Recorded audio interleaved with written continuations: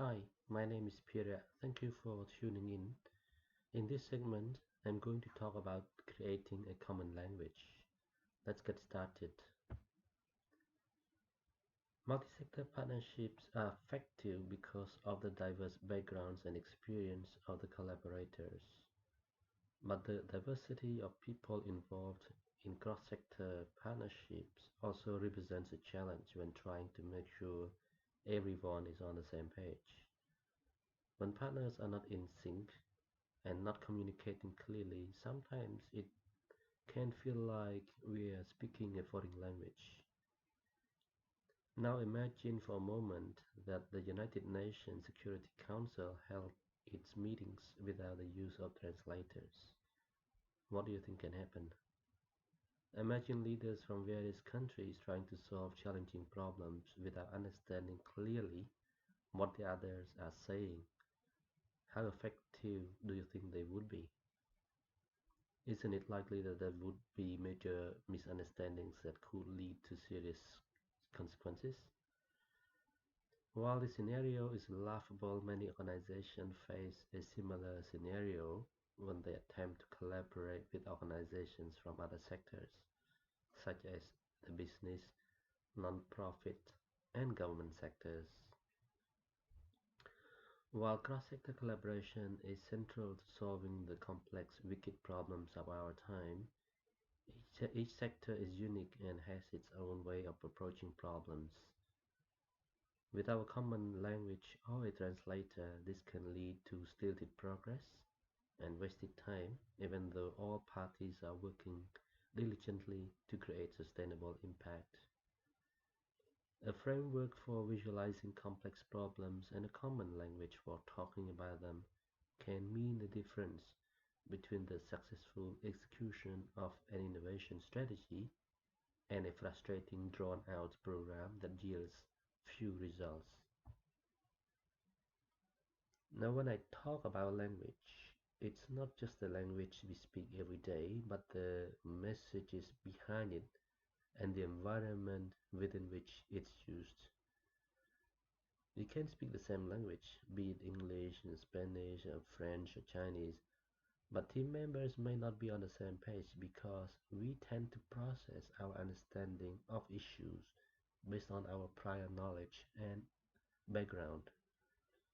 This sometimes makes each of us process and translate the message in different ways, even if we work in the same organization. It's even more challenging when working with partners from different sector or industry. Working cross culture can pose more language challenges because a foreign language is used, but not everyone is proficient in that language. Moreover, in some culture, people may tell you they understand, but in reality, they just acknowledge what you say because to them, saying no can be considered embarrassing. Therefore, we know that cross-cultural communication is actually a skill. Um, I'm sure there are many more challenges, but these are some of the ones I like to highlight. So we know that it's very important that partners that partners use the language that each party can understand. In this table are some examples of terms that can be difficult for some people to understand. We actually adapted this list from our partners, the Partnering Initiative. So if you want to know more about partnering, please check them out. On the right hand side of the color of this table here are some options for partnership building alternatives. The terms that might cause less confusion. However, it is important to review the language that you use for your partnership needs to work for all of the partners involved. There is no one size fit all approach to finding or building a common language. We already looked at some of the terminologies that help strengthen our communication, when working in partnership. So here are some other words that can cause confusion. The words like capacity building can be very broad and may not mean anything. The word product means different thing to different sector. It can mean project, in another sector. So depending on in what context it's used. The word development means different things in the IT sector and the non-profit sector. So when working in collaboration, it may be good to sit down and clarify what these words mean so that all partners are on the same page. Not only that, within your own team, your colleagues may understand these words differently depending on their background. We did face the same challenge at Asia P3 Hub. So when we conducted this session at our Hub in a Box workshop in May 2019, we integrated this exercise to try to get participants to be involved.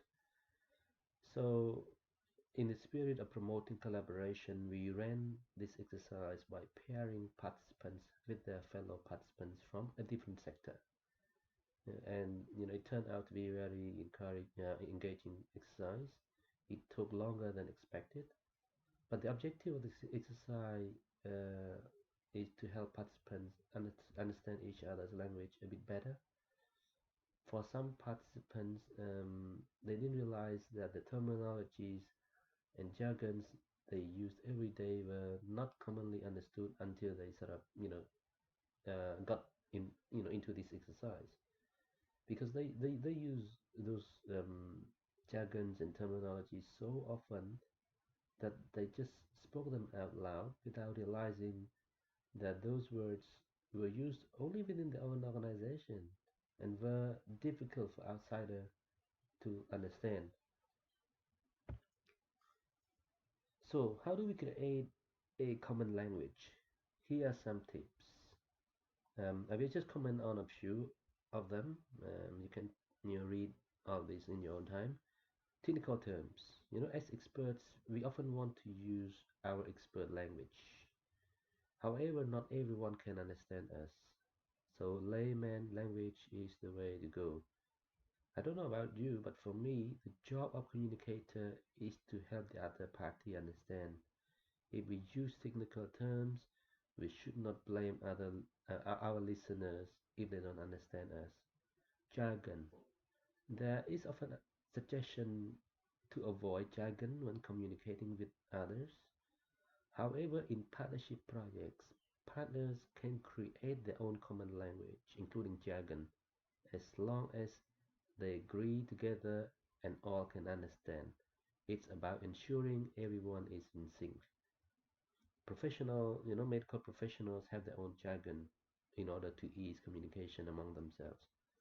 But the problem with jargon is when we start to use it outside our circle. Planning process such as theory of change. Now, for those of you who have tuned into my theory of change session, know what I'm talking about. Otherwise, please tune into the video to learn more about it. Planning session helps team members or partners understand the direction they take together, so they should be able to convey the same message.